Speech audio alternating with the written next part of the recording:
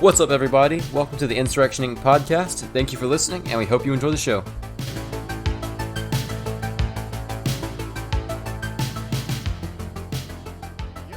So, welcome to Insurrection Inc. Today, you got your lovely main host, me, the sexy Stratty, the great Jew Jay, the great Christian communist Porter.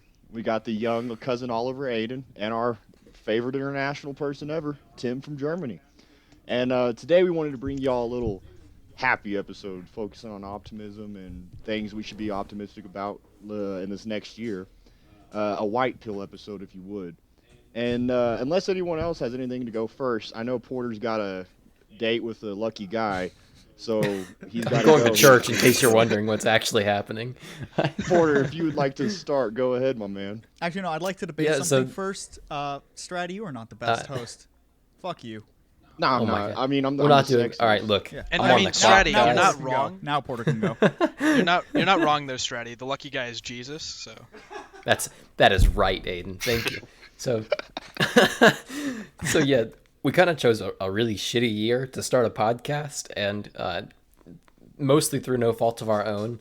We are often negative on this show, and we definitely had our fun. We're approaching our 1 year anniversary of the show, but we all decided it'd be good to do like a happier episode. What are the reasons to be optimistic? That's what Stratty was talking about. That's what we're getting at. So I've been thinking about some white pills, some things that are looking up for us, for people who think like us.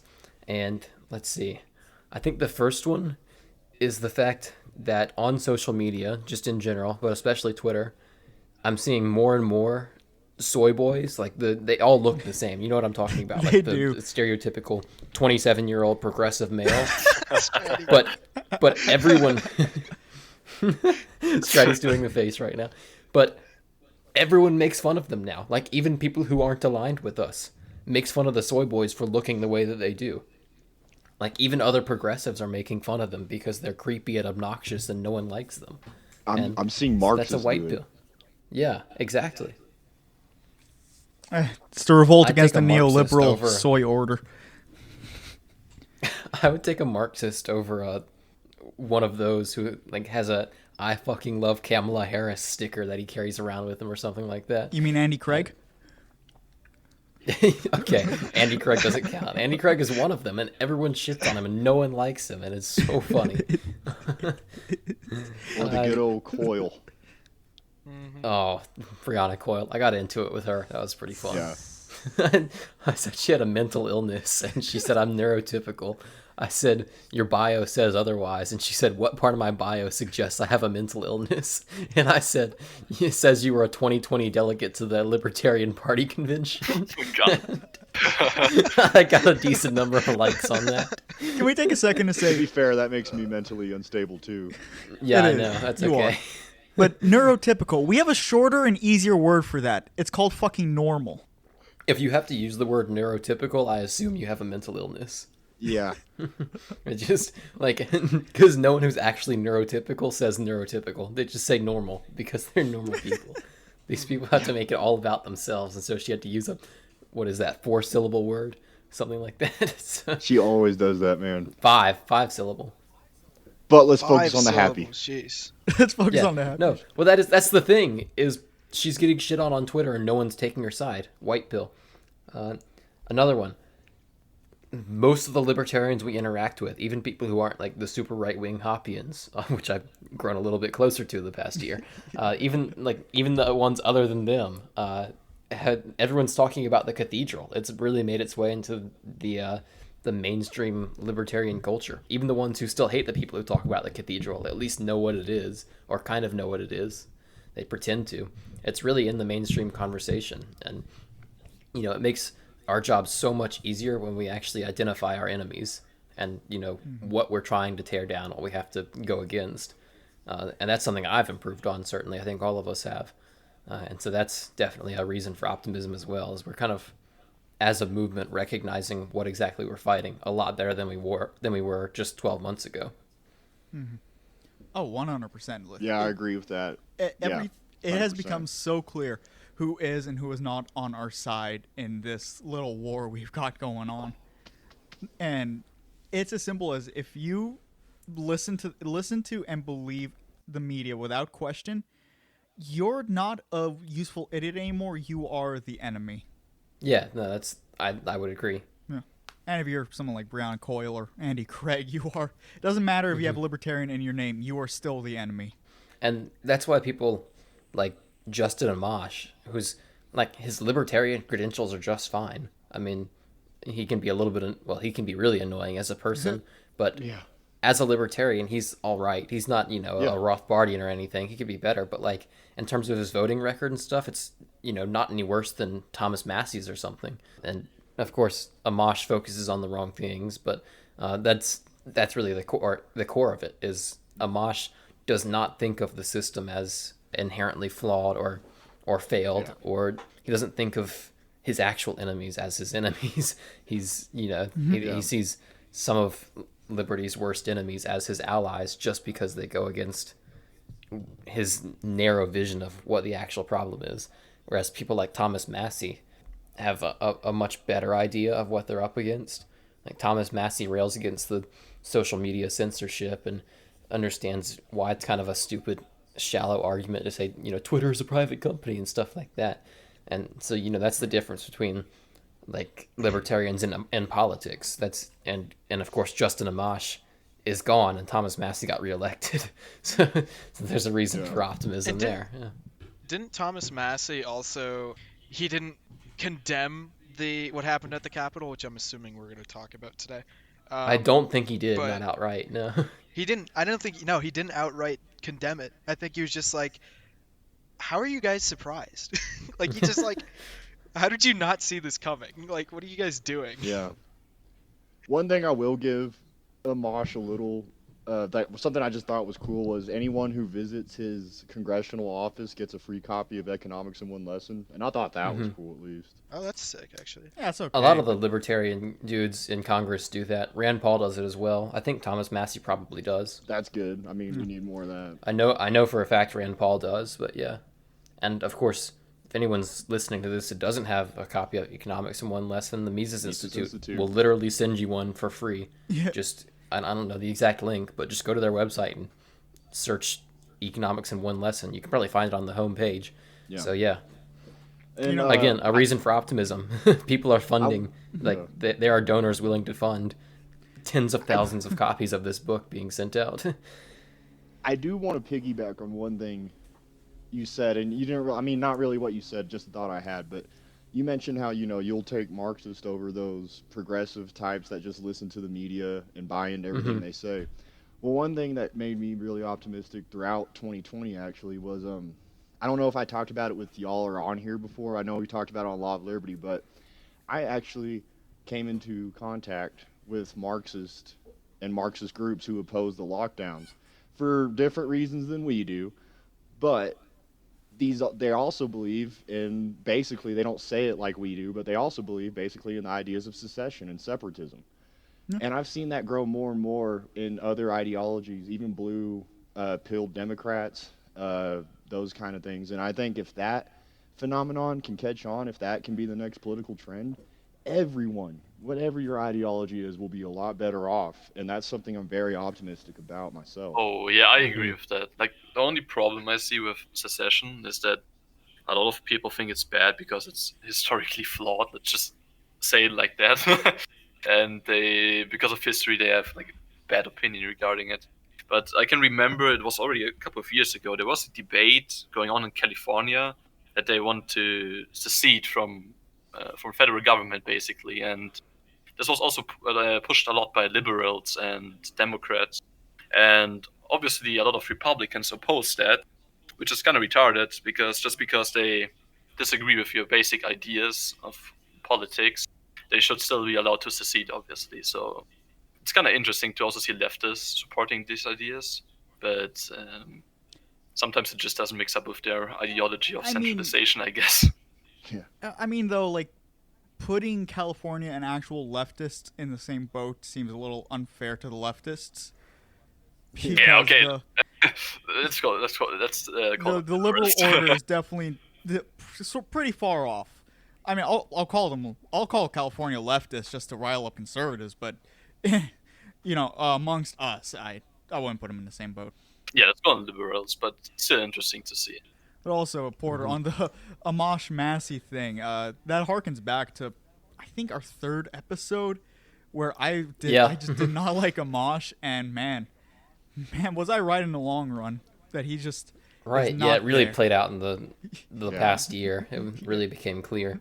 And again, like, he's not a bad libertarian. He's bad if you want him to be the leader of a libertarian movement. If you want to actually win, he's not your guy. He's not a bad libertarian in terms of his philosophy. He's not your guy to win anything. And he proved that. I've never heard anyone say I became a libertarian because of Justin Amash. Yeah, Granted, exactly. I've never heard anyone say I became a libertarian because of Thomas Massey, but I still have a feeling that Thomas Massey converts more conservative type Republicans to libertarianism than Amash ever would. Talk more to The difference is Yell types. Amash got absolutely zero done, except for making our opposition stronger by pulling all of his Trump impeachment stuff. And again, it wasn't like he was wrong on those grounds. I mean, Trump deserved to be impeached for a billion reasons. He vetoed the bill that would have ended U.S. support to the war in Yemen. For that alone, he should live in prison for the rest of his life. But that wasn't the approach Amash took, and that's the difference between him and someone like Thomas Massey No, Porter, or you Rand bring that Paul up- for that instance. Porter, you bringing that up reminds me. Someone we know wrote an article last year that was on LouRockwell.com about that. Huh. Okay. Maybe we Okay, can find buddy. that and include a link. For whatever reason. Oh man. no, I don't know who you're talking about. I don't care to include a link to that or anything. That's pretty stupid. I'll pass. As the editor of the show, who has the sole executive ability to include or disinclude links, I will not be putting that in there. But Porter, that's like All right, what? that's a point that Dave Go Smith ahead. brought up a lot during everything regarding the impeachment. And it's like, yeah, there were legitimate things to impeach Trump over, but no one in the establishment was ever going to bring those up because then they'd have to indict themselves as well. And it goes back to when Bill Clinton was getting impeached. Dave Smith kept talking about how Ron Paul was not in support of Bill Clinton impeachment because of the grounds that the impeachment was on. He should have been impeached for bombing an aspirin factory in where was it? Somewhere in the Middle Yeah. East. Sudan. Yeah, in Sudan. Sudan. He should have been Sudan, yep. He should have been impeached for that. He should have been impeached for a lot of other things, for the war crimes in Kosovo. That sort of shit. But they were impeaching him over lying under oath about a fucking dress that he came on. So the fact that Amash made no distinction with the impeachment and was just going along with what the fucking establishment and the intelligence community was pushing is what I think makes him philosophically, maybe he might be a fine libertarian, but now it's at a point where if you are unable to identify the enemy and you are unable to make distinctions where distinctions need to be made, and you're going to side with the establishment and the intelligence agencies and the military and all of that, you're going to side with them, you are not a good libertarian. Your philosophy can be impeccable, but if your heart is not where it's supposed to be, where your mind is not where it's supposed to be, you are not a good libertarian. And Amash is not a good libertarian for that reason. Yeah, and you can be philosophically consistent and straightforward the whole way you get marched to the gulag that way. And so, but I'm not marching with you, and so that's the main difference. You Between, get on the boxcar. At least I was consistent. Yeah, exactly. It'll be Raytheon boxcars, and they're private companies. They can do whatever they want. Yeah, Google Right. tracked you to find it. They're private. They can put you on. They Yeah. can track you to get you on there. Jay did bring up something about, good libertarians, though. And obviously the good libertarians are the ones who don't trust anything that has government involved.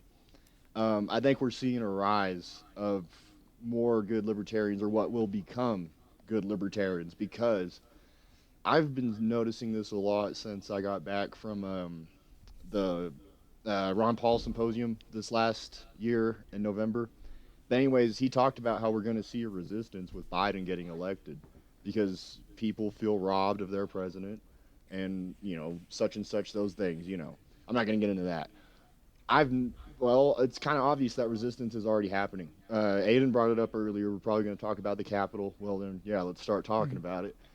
I think, yeah, there were some agent provocateurs and there was a little bit of orchestrating that went on to cause that. But I think a majority of the people that were there were genuine and felt like, hey, that my government's been lying to me and my republic's Mhm. gone and we've become an empire.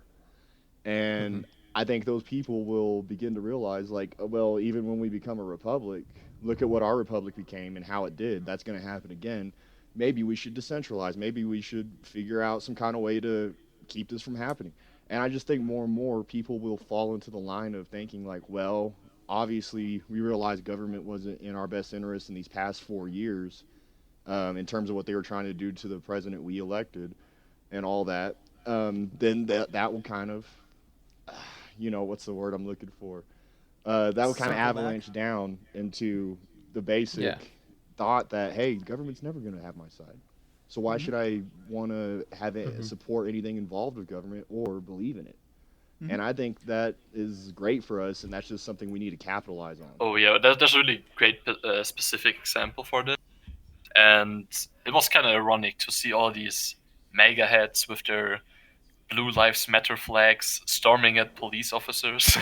That was kind of All ridiculous right, to see. I heard stories that Tim, they were I'm gonna let burning you them too, finish like this. Proud Huh? Boys Yeah, were Tim, I'm gonna let you burning. finish your point, but let me say one small white pill was a video of a dude wearing a Black Lives Matter like jacket stomping on a federal cop at the DC protest. he's, he's got the Blue Lives Matter insignia, literally wearing it on him as he's like kicking the cop on the ground. It's so fucking funny. Yeah, that's like It was. that was pretty ironic to see, and obviously we have every right to make fun of these people, obviously, because it's just pretty retarded to see some of the stuff going on. But I can remember some interviews, and all these mega heads were saying basically, "Oh, we kind of feel betrayed by our police officers. They're not on our side." And I was like, "What the fuck did you expect?" To be honest, like, do you think they will storm the Capitol with you? No, they want to get their paycheck, and that's the only thing they really care about. And it's kind of interesting to see that a lot of these Blue Lives Matter megaheads kind of turned against the police. At least in this specific example, I guess a lot of them will still say, "Well, we love cops and everything," but whatever. It's interesting to see that they're at least getting a little bit more critical of cops. Hmm. Well, it's And just, that's by far one of the Yeah, best things to come out of this yeah. whole past year is so one the conservatives their relationship with the cops has been permanently not destroyed but permanently weakened, definitely. The trust between those two camps is not there anymore. They there's no universal ubiquitous backing for law enforcement among the conservative movement anymore. It just doesn't yeah, exist. And I'm, that's in part because of the DC riots and yeah. how the federal cops defended them, but also like anyone who owns a small business, anyone who supports small businesses in general over the past year, they made sure you couldn't be open for 3 months, and over 100,000 small businesses have closed or closed in 2020 because of government lockdowns and mandates. And the cops sure made sure that you wouldn't open your business, but they didn't do anything to stop them in the big cities when crowds of violent mobs came to burn down your stuff. And, of course, the cops defended their own police stations with deadly force occasionally, but didn't do shit to protect your business. And people saw that. People watched that very closely. They had nothing else to do. to add You something could to just this sit in real your quick, house and watch TV, watch the news. but I just have to interrupt you real quick. It was also like before we jump to Yeah. another point. It was also interesting to see that. Um, I mean, now we kind of see that a lot of conservatives might potentially move more to the libertarian side, which is good. But we should remember that it's still our job to not just shit on liberals, but also to shit on conservatives from time to time. So, Well, you know what? huh? I Jay, go ahead. disagree with that. No, I no, no, disagree no, that no, we no. need to shit. No, no, no. Well, Because we have to we criticize them. are. Okay, let's say we need to criticize them, and it's kind of hypocritical because it appears that conservatives only really care about police if they enact in their own ideology or in the way the conservatives want them to enact, and that's kind of interesting to see, and also a little bit worrying. I do tend to agree with Tim, so I'm curious what Yeah, Jay has to say. Yeah, I I agree think with Tim too. So yeah, this is purely coming from a strategic standpoint that we have had several decades of shitting on these groups that are larger or more powerful than us. And I don't disagree that we have to talk shit to the powers that be. But at the same time, when we're at a precipice like this, where there is an opportunity, the last thing libertarians need to be doing is grandstanding, because grandstanding is all that we've done, and we've achieved nothing. We feel superior because we realized the problem before both of these major groups. We've been red pill on the cops for pretty much as long as there have been libertarians. We have been better on the drug war than liberals. We've been better on and everything else than the conservatives. We've been better in them all of this.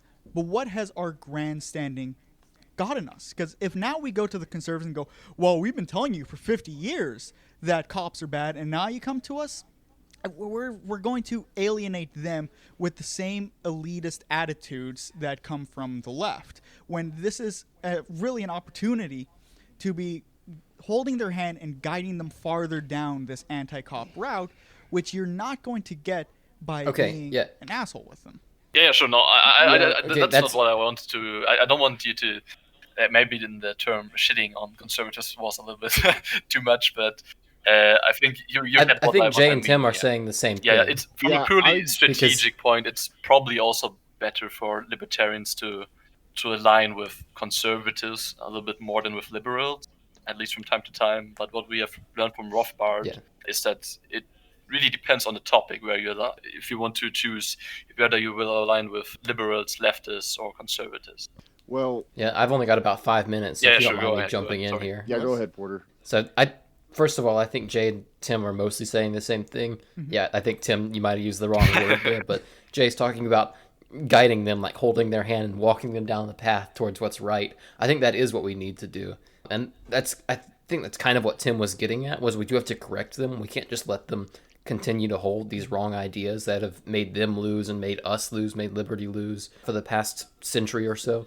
And we can't just continue to let them hold those ideas. And of course, we have to reevaluate ourselves to make sure we're not grandstanding at the same time. Make sure we're not being, elitist about it. Make sure we're not being assholes. But we do need to, make sure that the conservatives are walking down the right path. And for the most part, current events are doing more than we are to push them that way. And so I do have to go, unfortunately. But my last point that I want to make, last white pill to bring up, if you will, is I know this horse has been beat to death with current events, talking about the Capitol riot and kind of what happened. But looking at it from kind of a broader angle, not just that specific event, but I was thinking about it last night. Think about the USSR in, say, 1987.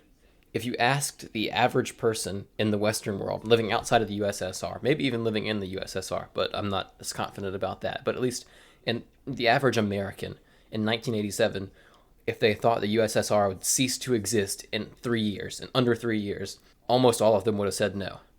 Now, there were certain people who knew the USSR was much more unstable than it pretended to be, but for the most part, it was, people did not think it was going to go away anytime soon, even that late in its lifespan. And certain things like the glasnost and perestroika policies, the Western media presented those as, the USSR modernizing to come into the new age of the internet and the new technology and opening up to the Western world. And it was a way for the USSR to continue into the end of the 20th and the beginning of the 21st century, And of course, we look back on it now, and it's very obvious that glasnost and perestroika were the death throes of a dying empire. It was the USSR's last-ditch attempts to save itself, way too little too late. And so I'm thinking about, because I don't know how long the U.S. empire is going to last, but I do think it's inevitable. I mean, history tells us this time and time again. It is inevitable that it's not going to last forever. And, it certainly feels like it sometimes that we're at the end of that lifespan.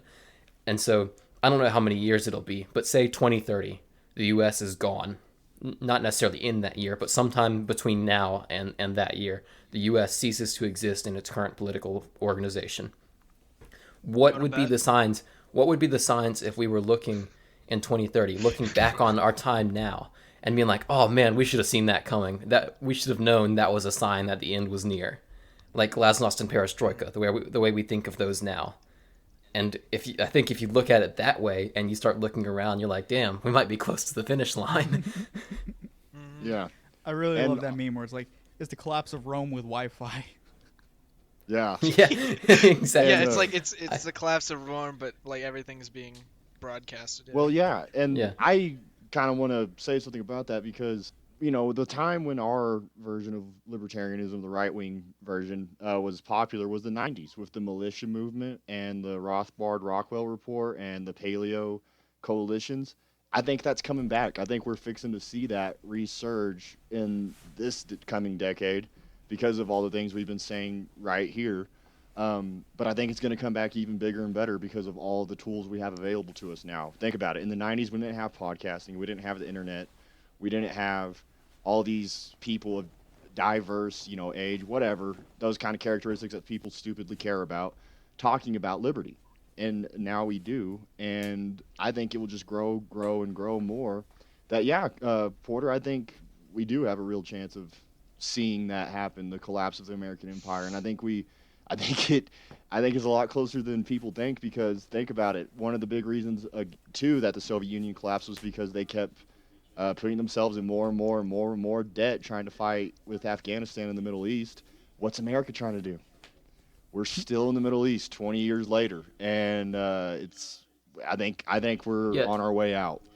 But I think that's a good thing. Afghanistan is where empires go to die. Britain. We've been there for 20 Soviet years. Union, and now America's coming. Even the Mongols couldn't conquer fucking Afghanistan, and they conquered Russia.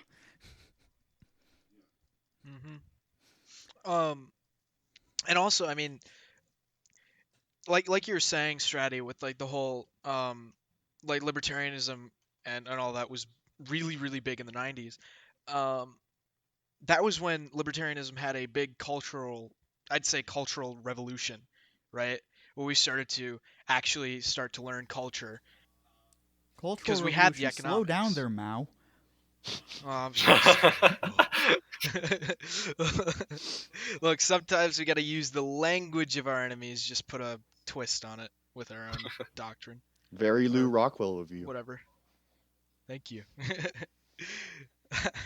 But yeah, no, like this whole like big, we're starting to learn culture again and starting to understand it. Maybe not most of us, but definitely it's being pushed. And going back to the whole this weak argument of saying that they're a private company. I just want to say this: like if you're somebody that does say that, any company that takes a government check and lobbies for government power, are they really private at that point? No. I mean, you got 4 Like, years think of about it. people, even in libertarian camps, screaming fascism, fascism, fascism. Then when actual fascism, corporatism comes into being, it's private companies, man.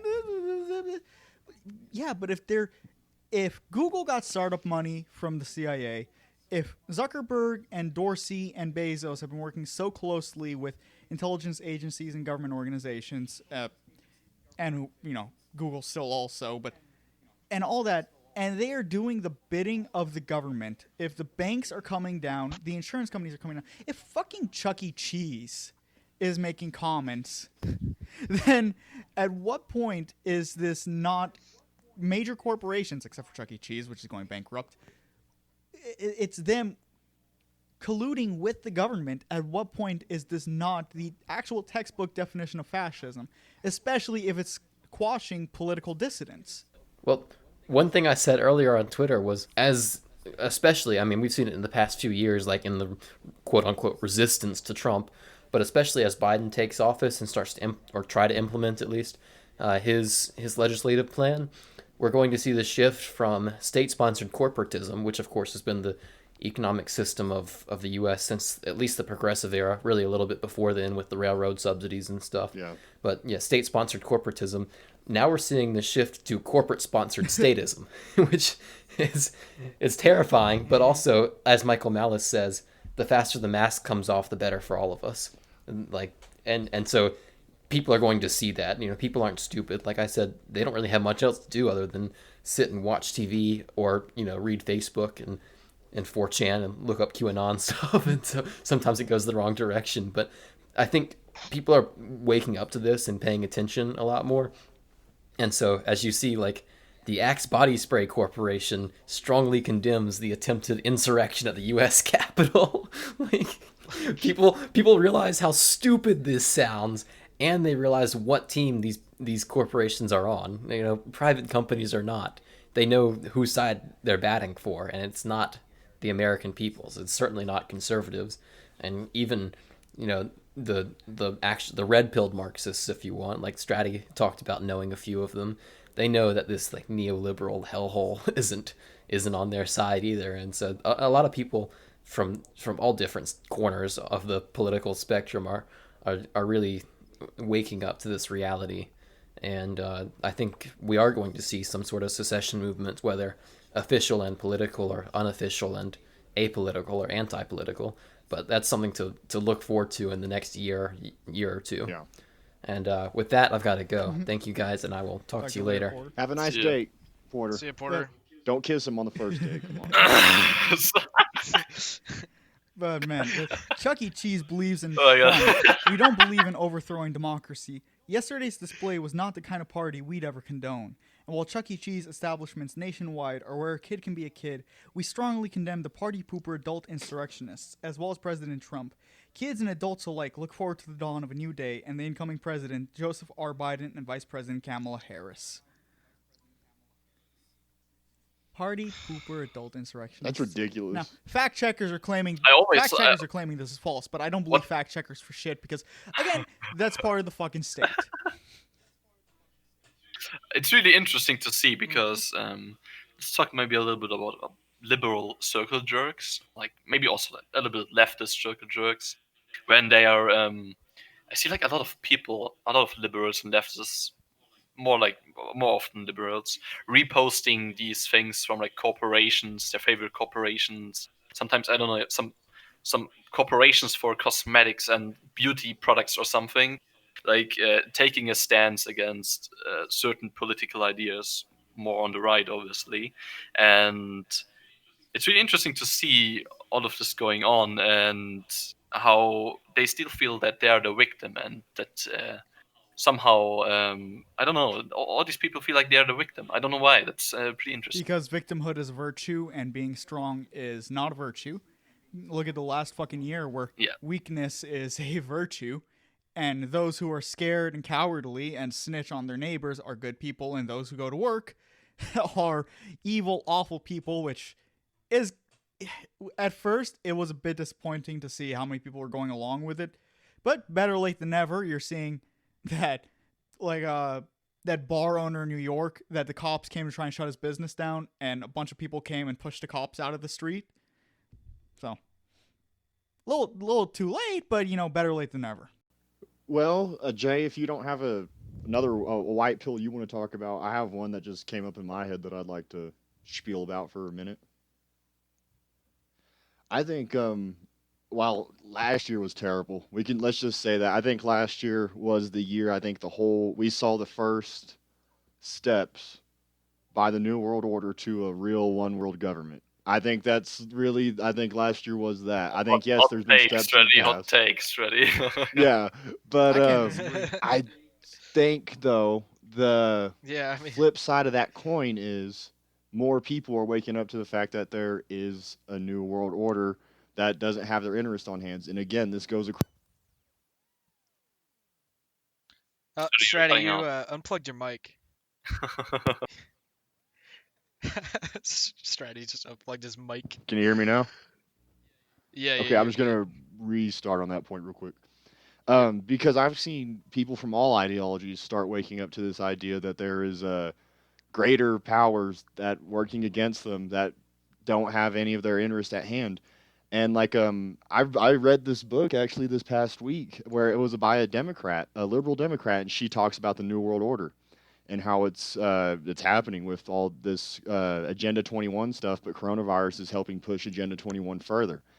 I think, yeah, people are going to start to see that that is a real thing, and I think that will cause people to kind of fight back in whatever ways they can.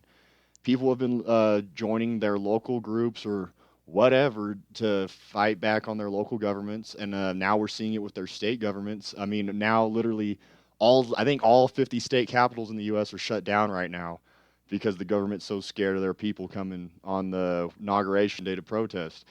I like that. I think that's a good sign that we're gaining some power over them, and we just need to realize that power and utilize it.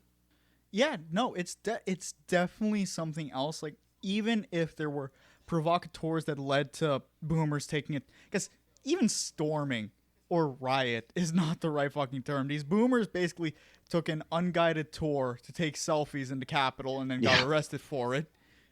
There were provocateurs leading an unauthorized tour. I guess is where the tour and provocateur comes from. Even if it was staged and a lot of it was instigated or planned, the narrative that can be spun from this and the results that are coming out where people are seeing just how evil these corporations that are siding with the government are and how people's lives are being ruined over nothing is such a prime tool for us to get people red-pilled on this shit and to get them thinking, to get them rebelling. Like, there's such an opportunity here. Even if it's fake, even if it's completely fake, if we play the right game, how angry can we get conservatives? Without even if we admit it's fake, look at how something that was peaceful, they turned it against you, and now they're clamping down on you. They want to call you a domestic terrorist because you supported the wrong politician. What can we get out of that? There's a lot of potential there. Definitely, and that's just potential we need to tap, and that's something libertarians have been awful about in the past, and for reasons like you mentioned earlier, grandstanding. Um, yeah, I think okay, well, as long as we're talking about what we need to do, I think libertarians need to start policing themselves and policing other libertarians. And hey, shut the fuck up! You're not making any friends here. You're just pushing people away, and you're making yourself look bad. It's like Dave Smith says, our greatest asset, our greatest blessing, and our greatest curse is our autism. And it can, it has, and like, He's right. literally though, Like- we can find so many enthusiastic people that will jump on our side and be all about it, just because of how enthusiastic we are. Sorry, I have to add something really quick. Go I'm ahead. really sorry to interrupt you, but because you said we have to tell other libertarians to shut up, and I actually really agree with this. And I would actually probably encourage that.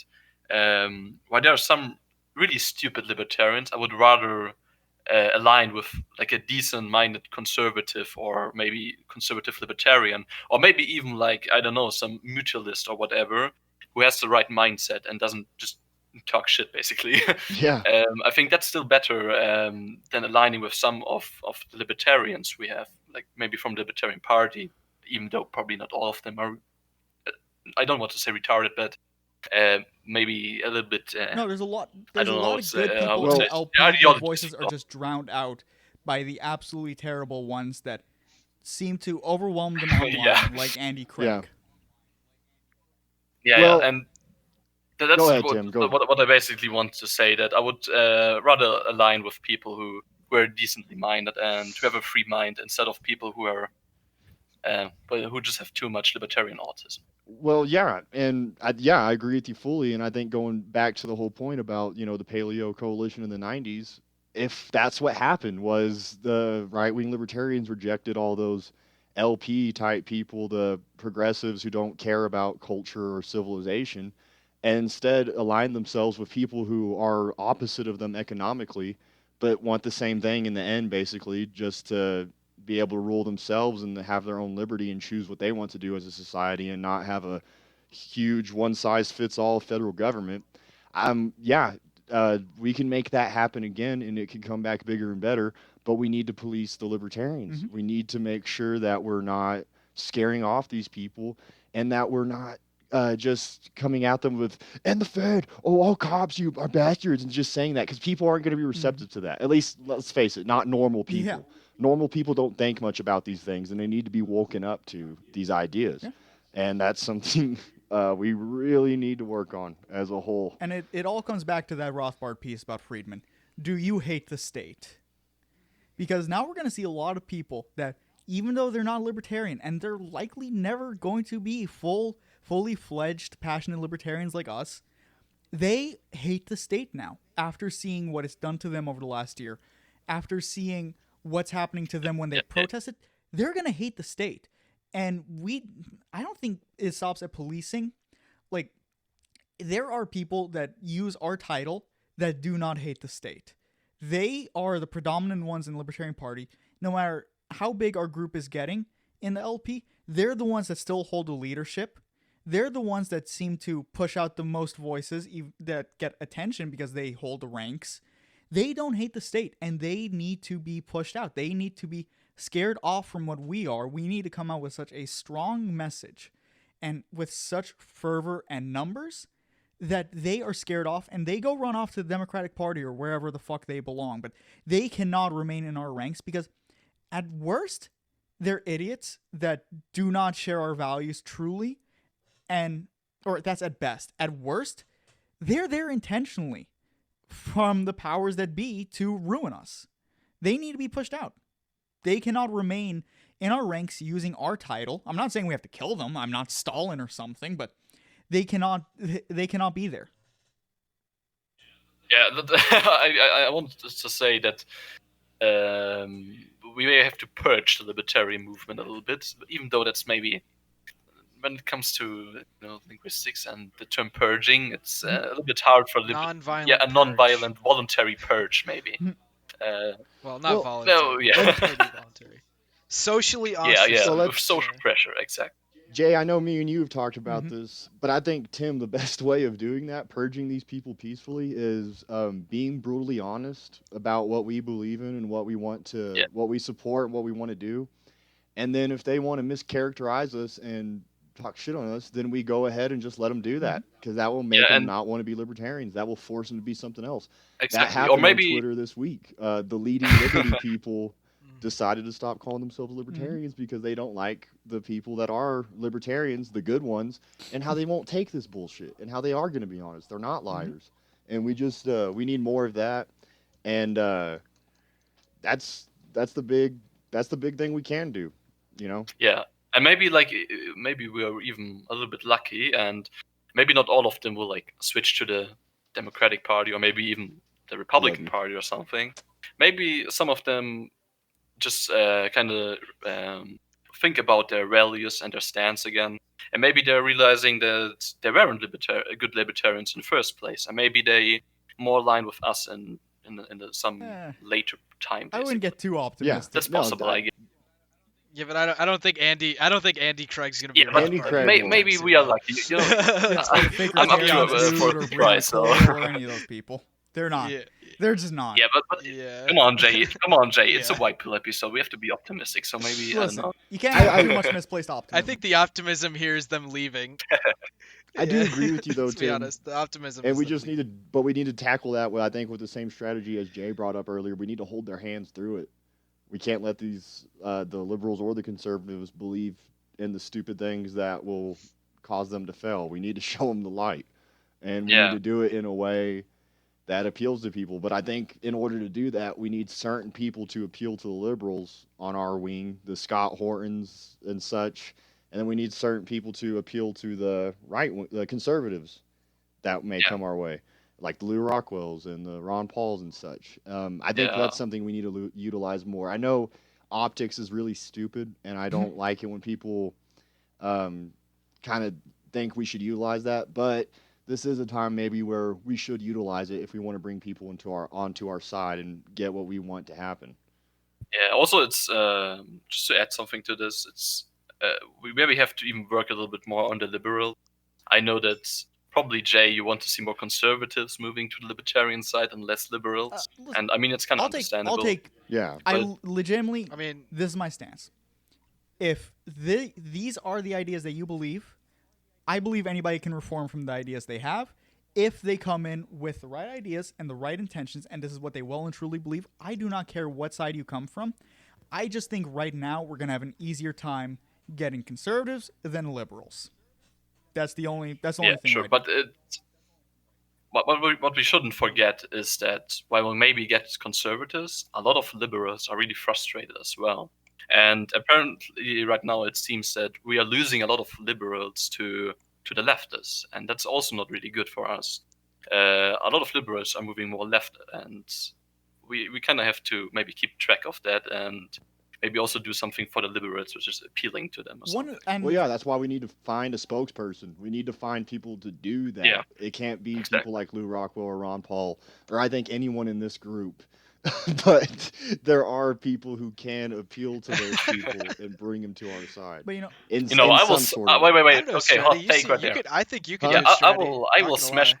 I will Stratty, smash you a could do it. femboy in order to bring liberals to the libertarian I side. don't All think right. that's Thank what you, you're Tim. doing. Hot that take for. right But, here. That's a quote. That's a quote. but one of the Tim. things is That's that a quote. I was actually going to bring this That's a up. quote. That I think one of the reasons that we're also scaring liberals away that would be more prone to us, like ones that are open to accepting property rights and all that and self-ownership, it's a message that libertarians as a whole have to drop, and that is the politically correct progressive narrative that so many seem to have. They think that by adopting that, they're going to attract liberals. But the liberals that hold these politically correct progressive views simply are not ever going to join the Libertarian Party. We're only going to attract the ones that are disaffected with the woke narrative. So political correctness has to be dropped from the Libertarian platform because it's not going to attract conservatives and it's not going to attract liberals. It's not going to attract the liberals we need, and it's not going to attract any conservatives because they're sick of this woke establishment. And I think that another white pill is this might be the decade where, political correctness is like a pendulum. It swings back and forth. The mid-2000s were pretty devoid of political correctness. The 90s had it, 80s didn't, 70s didn't, 60s sort of, 50s didn't. I think, and this is something I've talked a lot about with Bird and with Cotta and with Ace and all those people, is that we're entering back in that period where a lot of people are starting to stop caring about wokeness and political correctness and all that shit, and that is such a huge benefit for us. Because look at, are you guys familiar with Cumtown? Yeah, I know Cumtown. Yeah, Nick Mullen is getting really big, and he is probably one of the least politically correct people in existence right now. Like, that is so crucial to us that we push out these people that hold these culturally progressive views. It's fine if you want to be a libertarian and support gay people getting married, whatever. Not my cup of tea. I'm more religious, and not my cup of tea. But that's not going to disqualify you from being a libertarian. But if you're going to be the type of libertarian that says, if I personally don't agree with gay marriage on a moral level, I'm not a libertarian, you can get right the fuck out of here because you have no place in our ranks. You are not helping anyone, and you're not a good libertarian. You simply are not. I mean, also another a point that I want to make that I've heard from somewhere else. I don't remember where. If I find it, I'll let whatever. But it's like the progressives already have their politically correct party. Like if you've got if you believe in political correctness, you'll just go with the Democrats. Like we gotta we need something new, something fresh that people can stick to that will And well, that's stand out, I another thing guess. we can capitalize on. I know earlier, I think it was you, Aiden, you were talking about how people kind of like to be victims now. Well, I also kind of see that going away because with this whole last year of all the shit that's happened, I think people are tired of being locked in their homes. They're tired of not making their money. They're tired of, all the shit that lockdowns have brought. Not everyone, but a good amount, I would say. I think they want to get something done. I think they want to get something done, and I think libertarians can bring the message of, hey, we want to get something done too. We don't want to be victims anymore. We want to be doers and innovators and just people that will march us towards peace and prosperity. And obviously, the progressives don't want that. They want more of what's anti-ethical to peace and prosperity because they want more victimization and they want more reasons to break the bank and all that stuff. And progressives have been the enemy of liberty and message should freedom be- and property rights and all that since their inception in the late 1800s. There is no reason for a libertarian to be a progressive when their entire existence and domination of this country have been antithetical to everything we have believed. Like, pronouns in bio, your opinion is disregarded. You should be laughed out of the movement because we are now entering an administration where the vice president has her pronouns in her bio. If you think you're doing any good with this, you are a laughing stock. You are a dumb motherfucker. I hate you solely off of that one little thing because I know the rest of your personality this is something Dave Smith says, and I hate to be a podcast that is just repeating everything that either Part of the Problem or Dave Smith or any of those big shows talk about, but this is just such a pertinent point that people need to hear. We are quite literally at a war with the powers that be. It's not hot yet. There's no shooting, but we're nearing more and more dangerous territory. If you are going to have a mental breakdown because someone called you the wrong thing, they called you by a name you don't like, any of this shit, they said something that you think is a little incorrect, you do not have the balls to fight this fight. You do not have a place here because you are mentally weak. If you think that you're virtue signaling by putting your pronouns in your bio when 99 point something percent of the population identifies with the gender they were born as, but you need to cater to this little group. If you're transgender, fine, you can still be in our ranks. That is not a problem. But if this is the hill you're going to die on, then you're going to die early in this war. You have no place here. None. We need strong people, not mentally and emotionally weak people. It's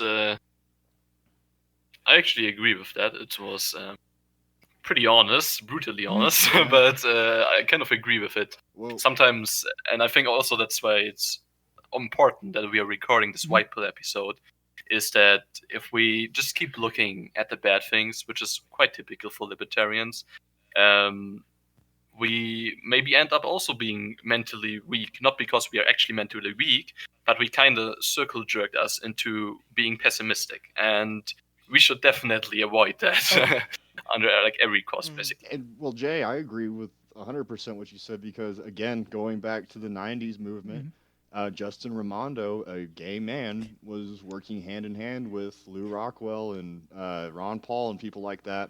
And I don't want to say I know what Lou Rockwell and Ron Paul feel about that, but I'm sure they aren't the biggest fans of gay culture, gay marriage, but they didn't care. No. And neither did Justin Raimondo. No, and Justin Raimondo even helped out Pat Buchanan. He was one of the strongest voices Pat Buchanan for liberty. Gays. He was so, strong. Yeah, and you know what? None of those men that we just named were pussies. And that's a big reason why we need more hardened people. I don't care even if they are leftist. As long as they are intellectually honest and they're not pussies and they're able to talk with us and realize, hey, we have some similar goals, but we also have some places where we don't agree at all. And this is why we need to separate. Cool. I want more of that. We need more of that. I'm tired of pussies. Whether they're libertarians, conservatives, I don't care. We need more hardened people. If we have more hardened people, if we had more right now, America wouldn't be in the situation we're in. And that's a big thing that's killed America.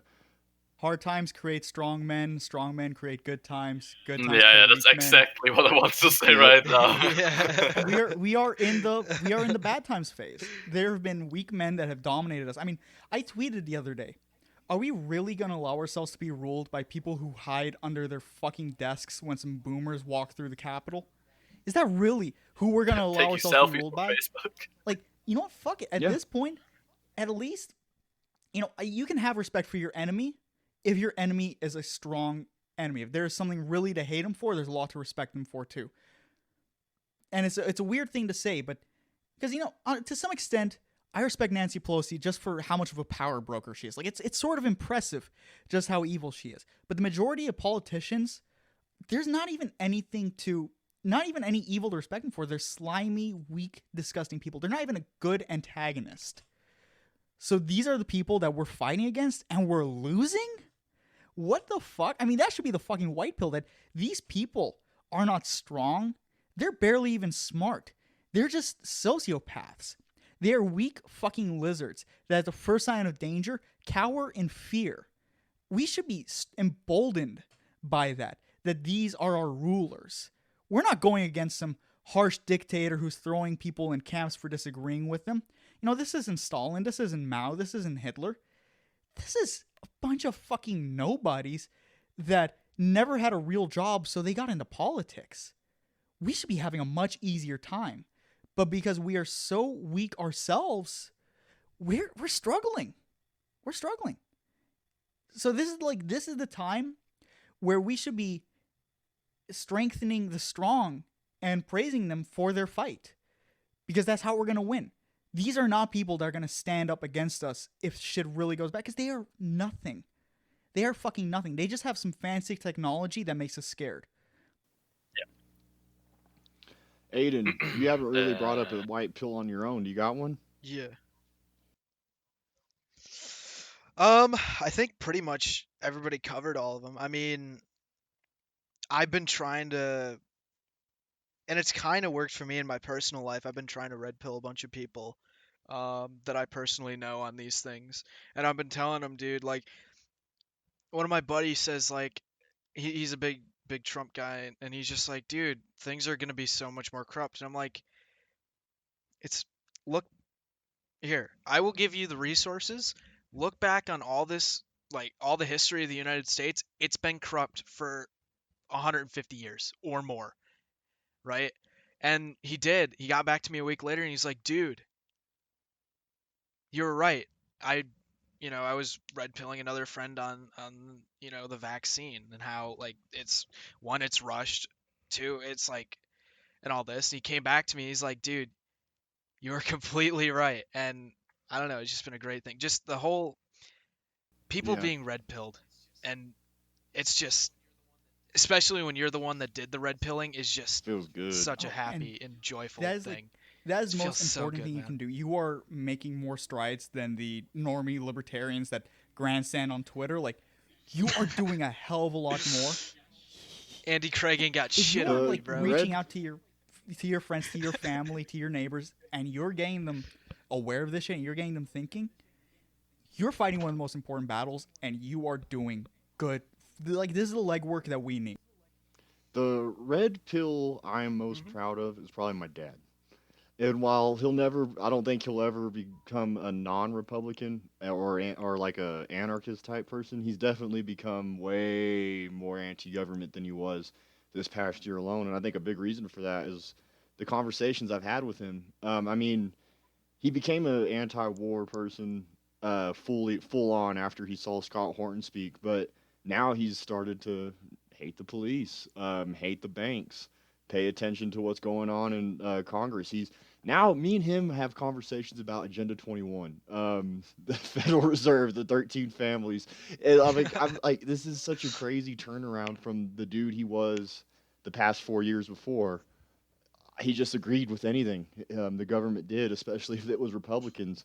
And now he's like, no, these people don't have our interest at hand, and he's waking up, you know. yeah, regarding my parents, actually, like both of them are essentially liberals or social democrats, whatever you want to call it. And I essentially introduced them to Bitcoin, and I tried to convince them that it's a good technology, it's decentralized, and it's working against power constructs like the government, for example. I could try to convince them since months, and now apparently it's working since Bitcoin is pumping again, and they thought before that it's just a bubble and it will probably explode soon, and now they even told me to invest for them as well. So that's kind of interesting. I mean, it's not a really big red pill or something, It, but it's still interesting it's to see that progress. even the tiny things matter, I It's guess. progress. Yeah, it's Hmm. progress.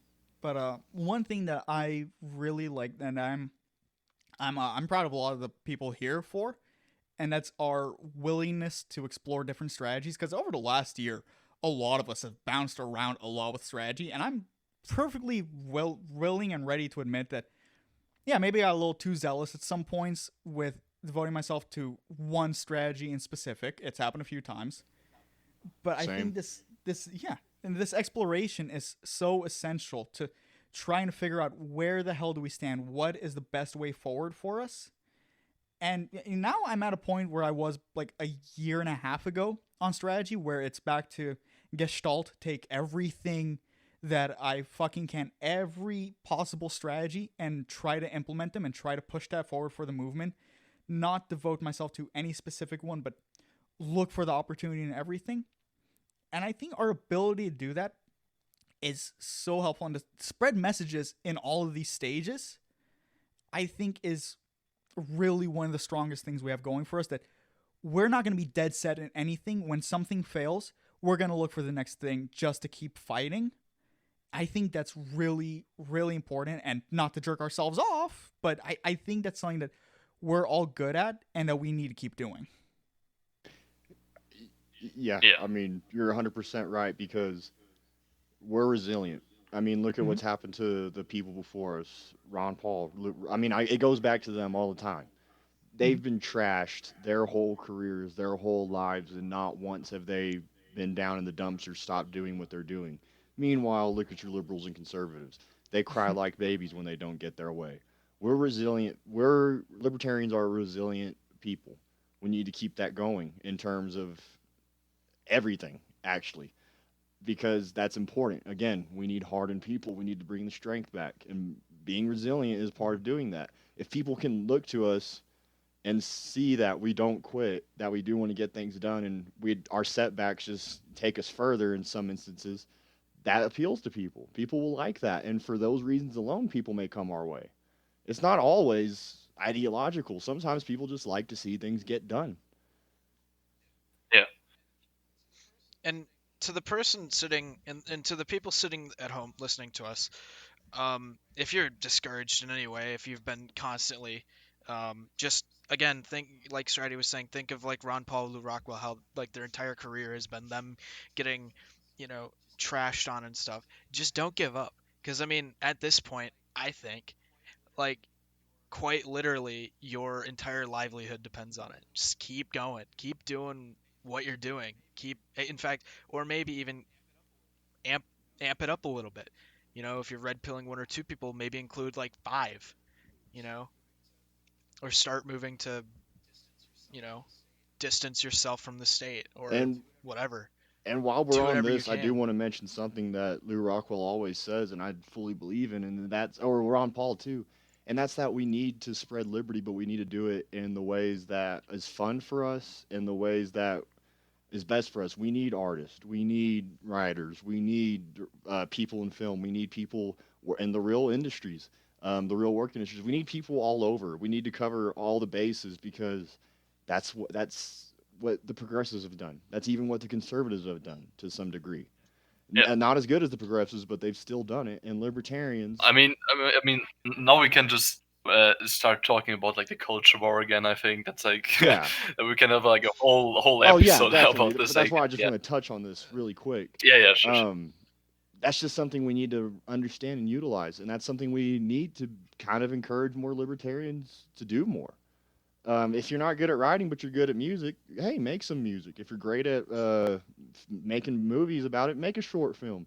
If you are an athlete and you can just make the basic stand of wearing a end the Fed bracelet or something like that, do it. Look at Russell Okung in the NFL right now. He's waking up so many people.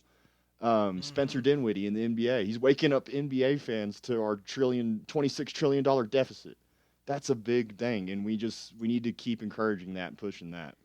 And look at Eric July. I mean, he says all the time, metalcore is Yeah. dominated by, pussy leftists, pussy liberals, all that shit.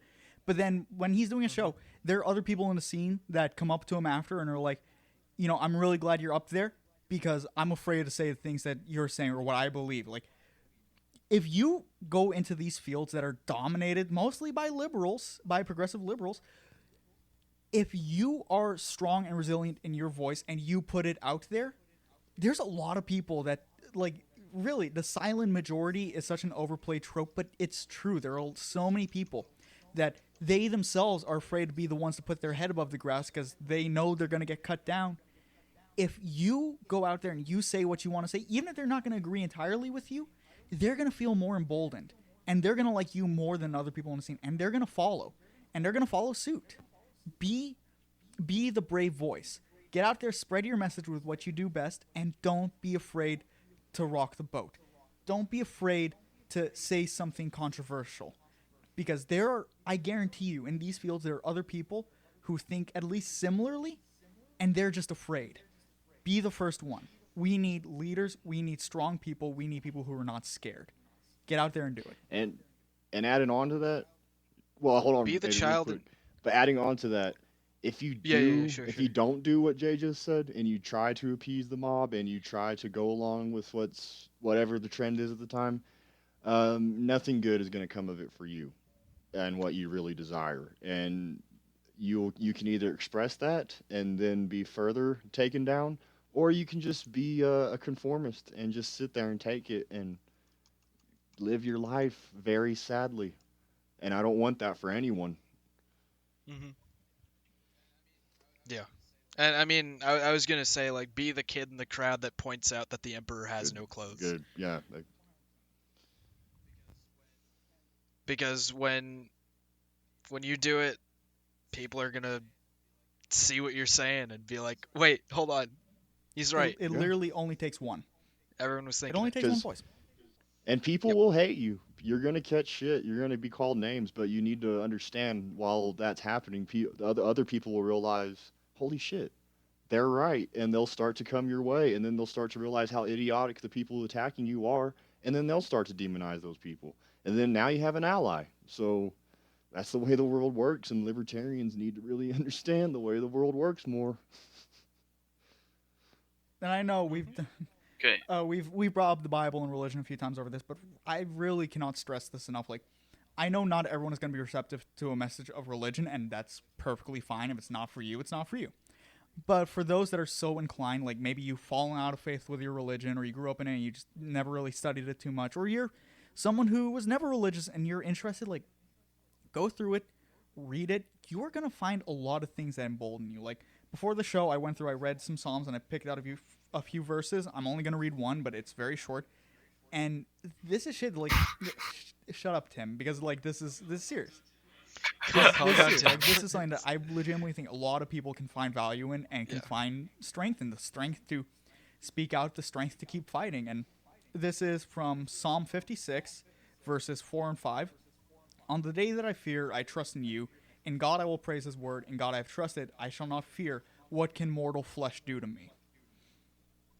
It, there are awful things that these people can do to you. But there are greater things at play. Whether it's God, whether it's your principles, whether it's what you're looking for in life, it's liberty, whatever it is, there are greater things, and the will to live goes hand in hand with the will to die. What is it that you're willing to fight for? What is it that you're willing to put everything on the line for? Find that thing. Find that thing. Don't let go of it. And you are gonna find this. You're gonna find the will to live. You are gonna find the will to fight. But find that thing, and do not let go of it. On that note, unless anyone has anything else to say, before we go, I would like to recommend a few resources that I think are good. White pills for libertarians. Anyone else got anything to say? Tim, Aiden? All right. Go ahead. Well, if you Plug it. are a libertarian and you, like me, I've noticed that, the articles, most of the podcasts out there aren't too optimistic. So if you are looking for something that will fill you full of optimism, I recommend one, listening to the Liberty Report with Ron Paul every day, because that's what I've been doing, and it genuinely makes me hopeful for the future. And also, go on to Mises.org and watch the whole 2020 Ron Paul Symposium, all the lectures, Jeff Dice, Daniel McAdams, Tom Woods, Ron Paul. Watch them all, because that for me was literally a enthralling experience. That changed my whole view. It made me so happy, and ever since then I haven't really came down. And so yeah, people check that out. And anyone else here got any good white pill resources? I mean, if any conservative listens to this, like, read what's a good book? I'm trying to think. Read The I could say Revolution. Anatomy of the State. Yeah, yeah, Anatomy of the State. The Revolution, that's a really good one too. Um, read those two books. You got any white pill books for conservative? Stratty, you read Uh, a lot more than I I do, gotta so. say, when it comes to books, not too many white pills. Maybe just, yeah, the Revolution for conservatives. And if you are an anarchist already or a libertarian, Against the State by Lou Rockwell. Jay, you got anything? Um, no books. I just gotta say that hard times are coming. They are coming for sure. Things are looking bleak, but strengthen yourself. Read. Be emboldened to not just read libertarian shit. Go out and read other thinkers and see what you can pull from it. Don't be afraid. There's no such thing as a forbidden book. Read, see what you can pull out of it. Read your enemy. What do you say? Yeah. Read your enemy. Get to know your enemy. Read your anime. See, Yeah, see read- what, because there are smart enemies. There are very smart enemies out there. See what their strategies are. See what you can pull from it. See what you can implement in your strategy. Get out there, find meaning in life. Find something anything that brings you meaning. Libertarianism is not a personality, but you're going to find a lot more will to fight for libertarianism if you have something else in your life that gives you meaning. Exercise. Fucking exercise. Do some goddamn push-ups. You're going to feel better. You're going to be in better shape. Do that sort of shit. Build good routines in your life. Hard times are coming, but we can overcome them if we just have the resilience. Yeah. Yep. And on that note, go ahead, Joe. Sorry. Yeah, no, that's what I want to ask if we all want to end it. I'm ready. Oh, On that note, thank Okay. y'all for listening to All right. Insurrection Inc. If you're on That's it. YouTube, like and subscribe. Oh, yeah, If yeah, you're yeah. on Like and Apple, subscribe. leave a review, share the show. I think this Follow one's us on probably Twitter. one of our more important episodes, not to jerk Yeah. ourselves off, but I think it was. So share this shit with your friends. Share it with people that you want to get thinking, and just don't fear. And follow us on Twitter, Instagram, all that stuff. See you next time. All right. I'm going to go ahead and... Oh. Okay, so Aiden, just go to stop.